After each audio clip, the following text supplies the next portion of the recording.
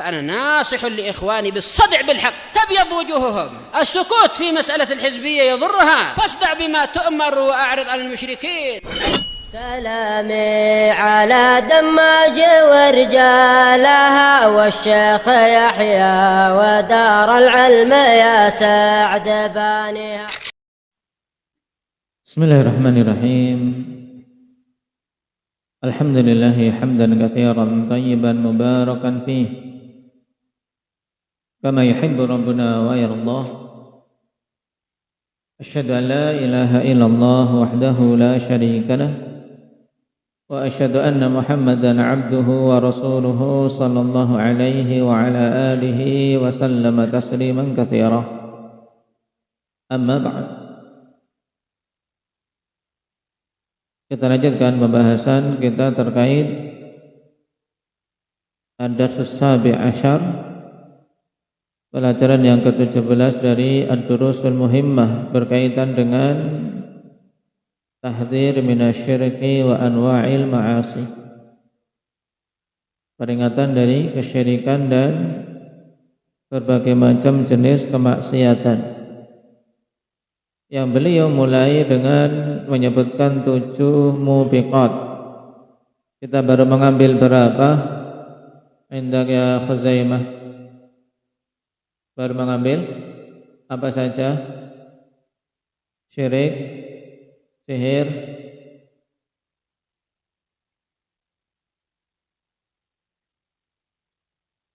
kemudian yang ketiga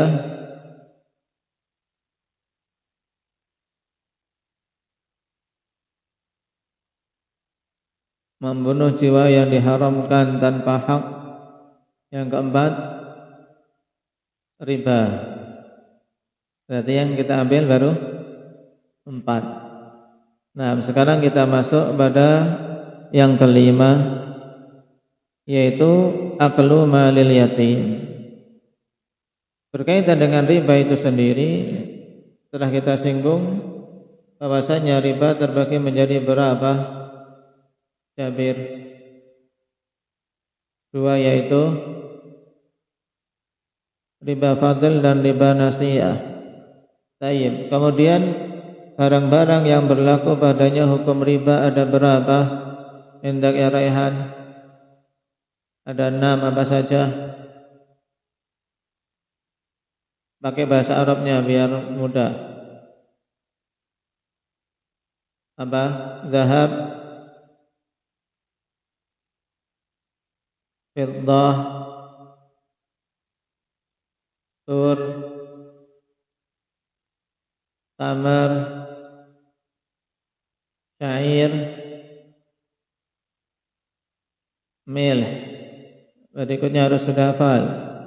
Nah, saya tanya lagi di pelajaran berikutnya hafal dengan artinya. Baik. Sekarang kita masuk pada aklu malil yatim.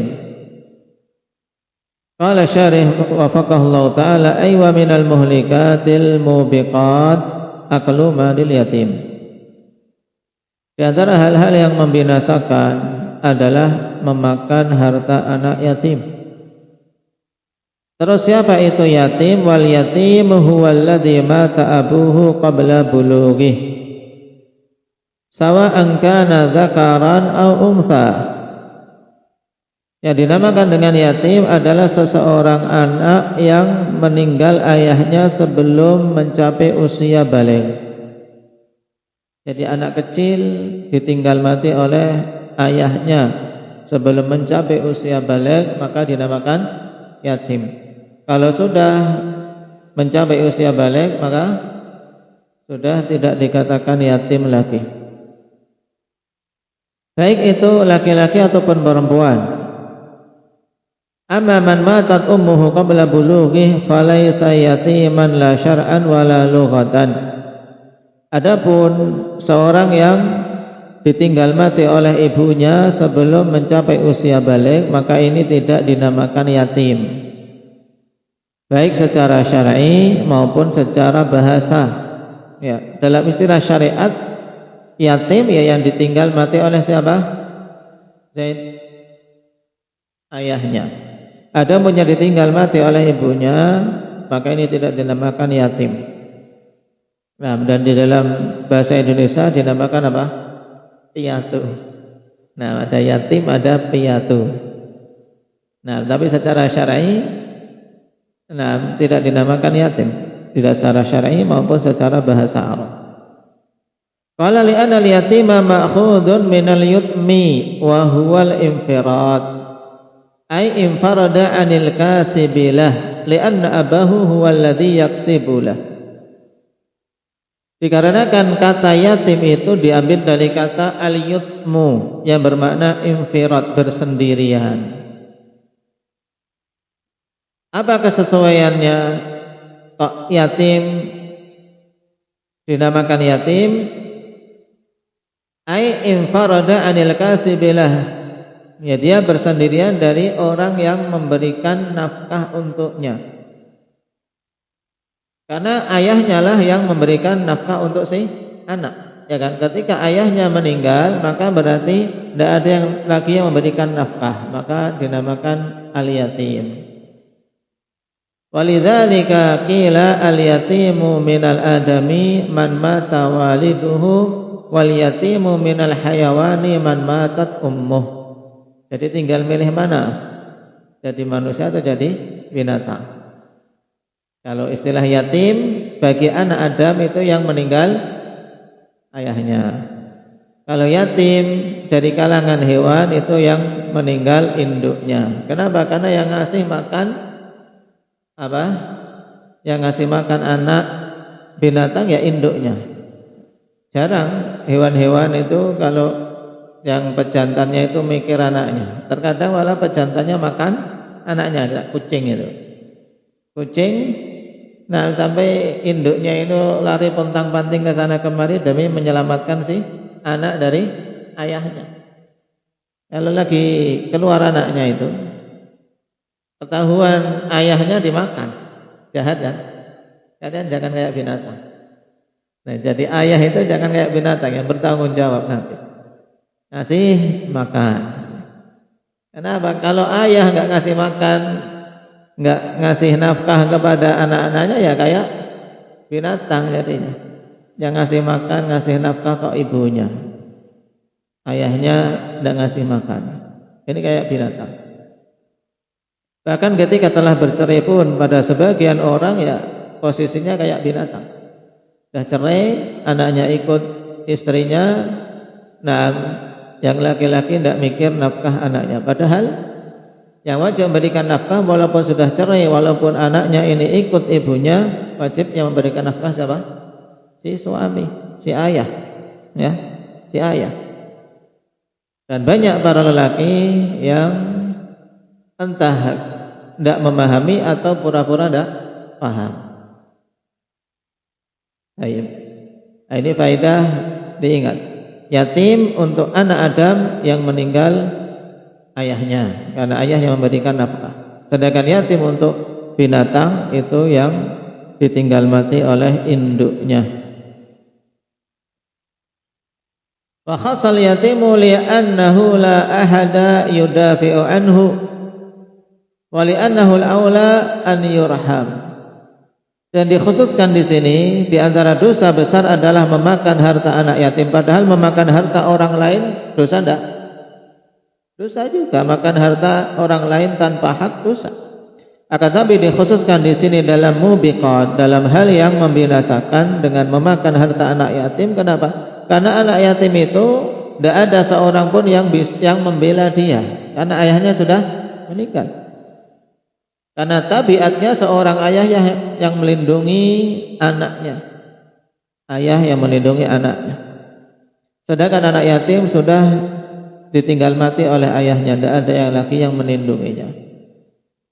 Juga dikarenakan anak yatim itu lebih berhak untuk disayangi, bukan malah dizalimi dengan dirampas hartanya.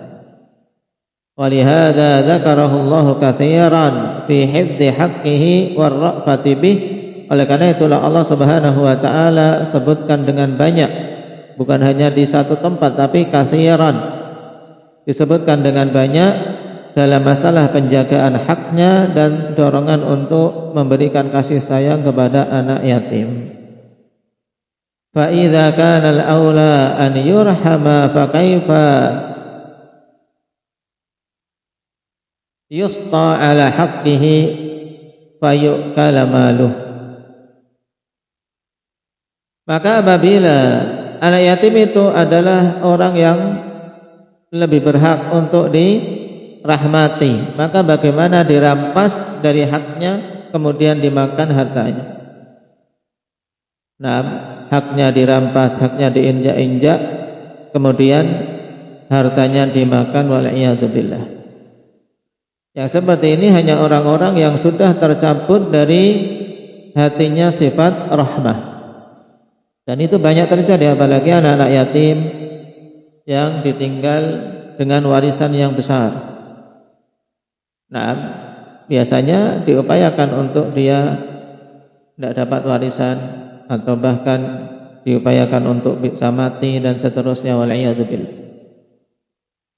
Qala Allah Ta'ala, innal ladzina ya'kuluna amwalal yatama dzulman innama ya'kuluna fi butunihim nara wa sayaslawna sa'ira. Sesungguhnya orang-orang yang memakan harta anak yatim zulman, karena kezaliman, bukan karena hak, bukan karena hajah, tapi semata-mata kezaliman. Pada hakikatnya hanyalah mereka itu makan, di dalam perut mereka itu api neraka, dan kelak mereka akan masuk ke dalam neraka yang menyala. Kemudian dalam ayat yang lain, wala taqrabu malal yatim illa billati hiya ahsanu hatta yablugha asyuddah. Jangan kalian mendekati harta anak yatim kecuali dengan ahsan, dengan yang paling bagusnya, sampai mencapai usia dewasa. Jadi kalau mau mendekati harta anak yatim, maka dengan niatan untuk mengolahnya dengan cara yang terbaiknya. An Ibnu Abbas radhiyallahu anhu qala lamma anzalallahu azza wa jalla wa la taqrabu malal yatimi illa billati hi ahsanu hatta yablugha ashuddah wa innal ladzina ya'kuluna amwalal yatama in talaqa man kana indahu yatimun fa'azala ta'amahu min ta'amihi wa syarabahu min syarabihi faja'ala yufaddilu min ta'amihi fayahbisulah hatta ya'kulahu aw yafsud. Tayyib. Atau faja'ala yafdulu min ta'amihi fayahbasulah hatta ya'kulahu aw yafsud. Fashtadda dzalika alaihim. Subhanallah. Ini keadaan dulu para sahabat, hati-hatinya mereka. Kata Abdullah bin Abbas, dulu tatkala turun ayat ini, wala taqrabu malal yatim, demikian pula juga innal ladzina ya'kuluna amwalal yatama, dua ayat yang disebutkan tadi.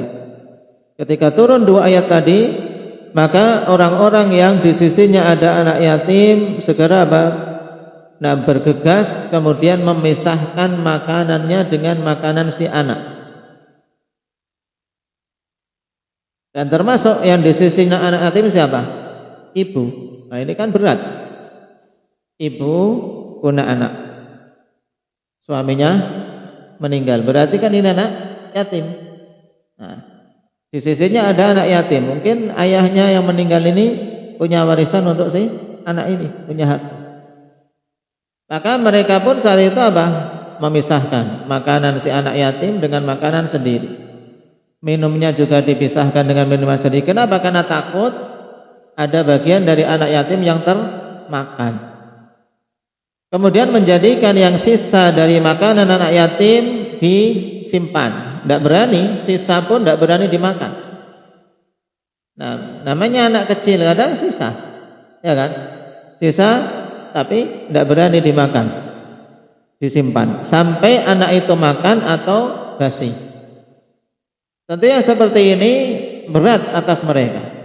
Nah, maka ketika diupayakan seperti itu, nah mereka pun merasa berat. Fadzakaru dzalika li Rasulillah sallallahu alaihi wasallam, maka mereka pun menyebutkan yang demikian itu kepada Rasul sallallahu alaihi wasallam. Naam. Fa anzalallahu azza wa jalla wa yas'alunaka 'anil yatama qul islahul lahum khair wa in tukhalituhum fa ikhwanukum. Fa khallatu ta'amahum bi ta'amihi wa syarabahum bi syarabihi.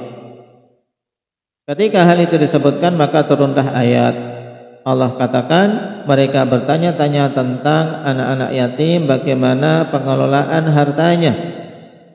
Maka katakanlah islahul lahum khair, yaitu berbuat islah untuk mereka itu kebaikan. Dalam artian apa? Orang yang di sisinya anak yatim, termasuk ibu yang merawat anaknya yang suaminya telah meninggal, berarti anak ini adalah anak yatim. Ini juga hati-hati, berusaha untuk islah, yaitu berbuat demi kebaikan si anak, itu khair. Demikian pula dalam merawat hartanya, demi kebaikan si anak ini. Seandainya digunakan untuk memberi kebutuhannya tanpa berlebih-lebihan, itu khair. Wa in tukhalituhum fa ikhwanukum, jika kalian mencampur dengan mereka dari sisi makanan, kalian bercampur dengan mereka, makanannya dicampur, minumannya juga digabung, dalam artian tidak kita pisah-pisah. Dalam satu rumah kan sulit, ya kan?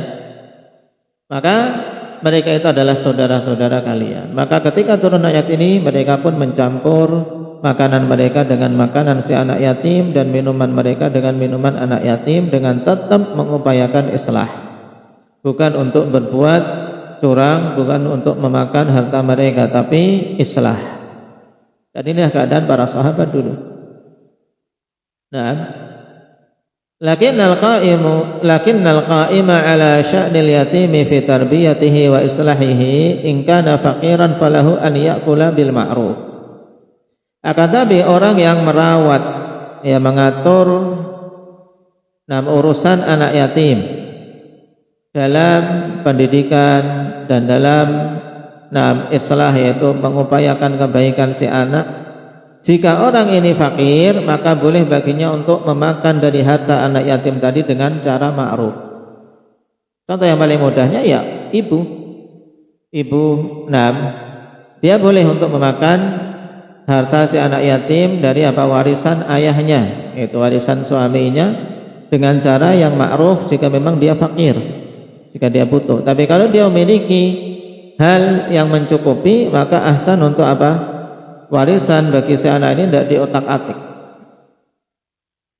Tapi jika fakir, maka boleh untuk makan dari harta anak yatim tadi dengan cara ma'ruf. Liqaulihi ta'ala wa man kana faqiran falyakul bil ma'ruf. Siapa saja yang fakir, maka makanlah dengan cara yang ma'ruf dari harta anak yatim tersebut, jika dia memang orang yang mengurusi si yatim, tarbiyahnya dan seterusnya. Fala yusrif fil akhdhi, jangan berlebih-lebihan dalam mengambil. Hatta qala ba'dul fuqaha, sampai-sampai sebagian fuqaha mengatakan la ya'kulu illa bi miqdari amalihi fi malil yatim.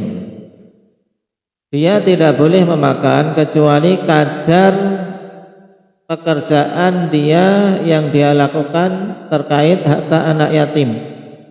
Dalam artian dia kira-kira kalau aku ini orang yang dibayar ngurusi seperti ini, kira-kira gajinya berapa, gitu.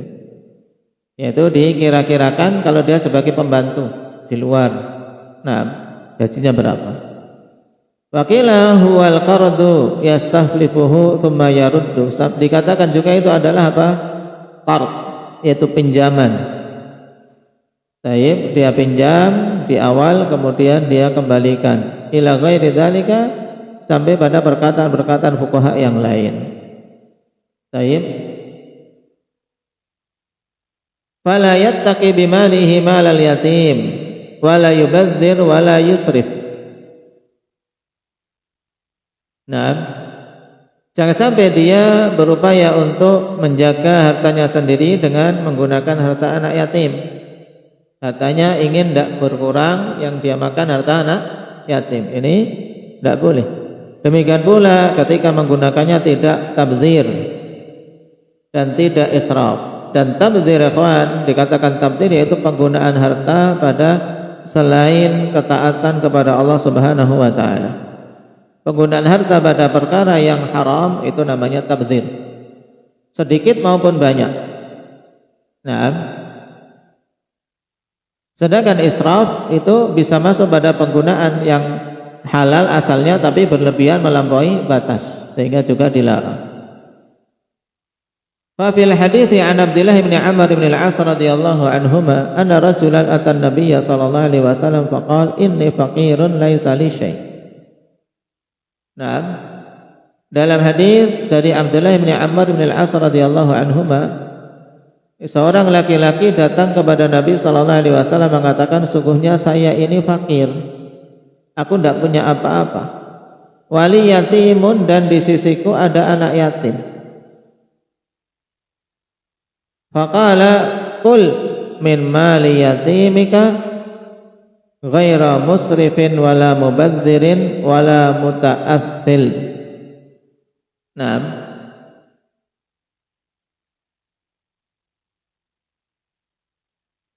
makanlah dari harta anak yatimmu yang kamu rawat tersebut, cuman ada syaratnya.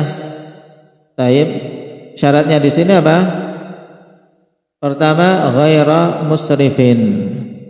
Nah, ghaira musrifin, tidak boleh apa? Berlebih-lebihan. Nah, kemudian wala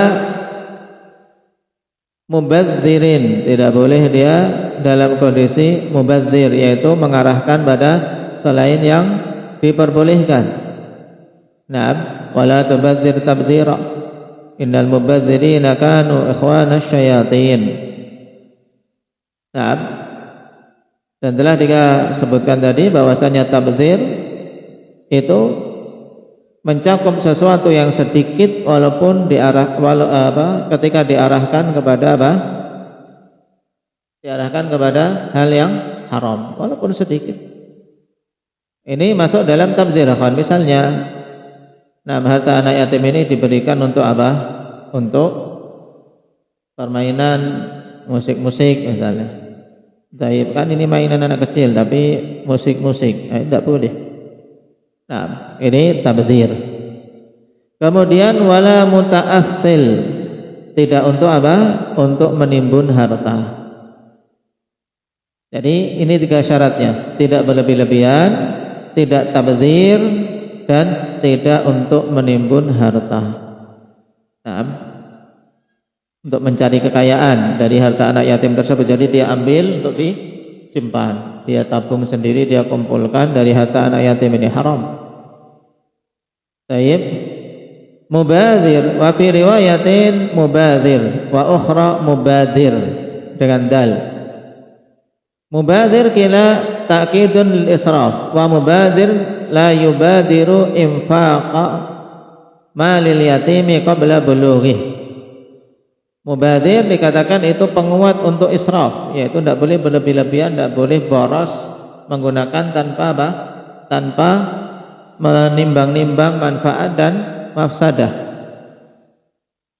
Sedangkan mubadir dari badara yubadiru, yaitu tidak cepat-cepat, tidak terburu-buru dalam menggunakan harta anak yatim sebelum mencapai usia baligh. Nah, jangan sampai dia mencapai balik hartanya sudah habis. Nah, kemudian wa muta'athil.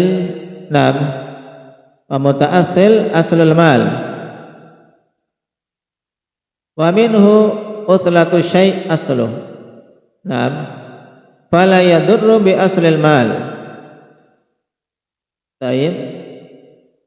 Dan muta'athil yaitu berarti jangan kamu apa? Mengambil harta pokok si anak yatim. Kalau tadi juga di antara maknanya dengan untuk apa? Dengan niatan menimbun harta, diambil harta pokoknya, sedikit demi sedikit diambilin untuk memperkaya diri. Baik. Dan makna yang disebutkan di sini muta'athil asal mal, yaitu harta pokok anak yatim tersebut jangan diotak-atik. Jangan sampai memadharati harta pokok si anak yatim. Misalnya si yatim ini diberi warisan berupa sawah. Maka bagi yang merawatnya, yaitu mengolah dari sawah tersebut, mengambil bagian dari hasil pengolahan sawah dari panen dan seterusnya, tidak mengapa. Tapi jangan sampai kemudian dijual sawah itu, karena ini harta pokok si anak yatim, jangan sampai terjual untuk kita ambil sebagai harta untuk memperkaya diri. Ini makna muta'athil. Qala wa wajhu ibahatil akli lahu min malil yatim an yakuna dzalika jazaa'a ma yastahiquhu minal amali fih. Dan sisi dibolehkan makan bagi orang yang fakir yang mengurus anak yatim itu dari harta anak yatim, yaitu bahwasanya itu sebagai balasan yang pantas dari amalan dia terkait pengolahan harta anak yatim.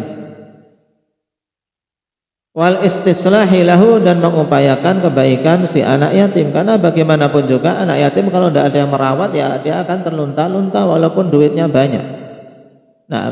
Tidak ada yang menjaga hartanya, ya ada yang merawat, tidak ada yang mendidiknya. Maka ketika pihak yang seperti ini upayanya mengambil harta dari anak yatim tersebut dengan cara yang ma'ruf, maka boleh.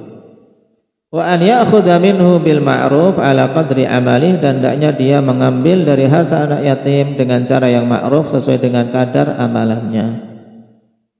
Baik. Dan tentunya yang seperti ini tetap harus berhati-hati. Dan ini kalau anak yatim punya harta. Dan lebih menyedihkan lagi kalau kemudian anak yatimnya juga tidak memiliki harta warisan dari orang tua. Ini mereka lebih dan lebih untuk mendapatkan rahmah, mendapatkan kasih sayang dan bantuan. Dan ini yang banyak terjadi. Anak-anak yatim yang ditinggal mati orang tuanya, kemudian tidak memiliki warisan, tidak ada peninggalan harta. Mereka butuh untuk mendapatkan bantuan, bukan malah untuk dijadikan bantu loncatan untuk memperkaya diri. Karena banyak penampungan-penampungan atau panti-panti asuhan, mereka menjual nama anak yatim. Anak yatim dijual namanya dijual untuk apa? Untuk cari donasi. Dapat donasi jutaan, tapi yang sampai kepada anak yatim berapa persen, yang lainnya untuk yayasan, yang lainnya untuk para pegawai yayasan. Ini masuk dalam kedustaan atas nama anak yatim, dan sangat dikhawatirkan masuk dalam memakan harta anak yatim. Karena orang yang ngasih bantuan itu kan niatannya untuk anak yatim, tapi digunakan untuk bangun gedung. Apa hubungannya? Ya kan, donasi anak yatim tapi untuk bangun gedung, tidak benar, itu haram. Maka ahsan bagi seorang yang ingin memberikan bantuan kepada anak-anak yatim untuk langsung kepada mereka-mereka yang memang didapati dia yatim, atau kepada orang-orang yang memang amanah untuk sampai bantuan itu, baik itu berupa zakat atau yang lainnya, sampai kepada anak yatim. Adapun pada pihak-pihak yang banyak mengatasnamakan anak yatim, banyak dari mereka yang curang. Anak yatim hanya dijual namanya, dan yang sampai kepada mereka hanya sedikit sekali bagian dari hasil sumbangan-sumbangan tersebut. Allahul musta'an. Barakallahu fikum. Naktahi bihadza walhamdulillahi rabbil alamin.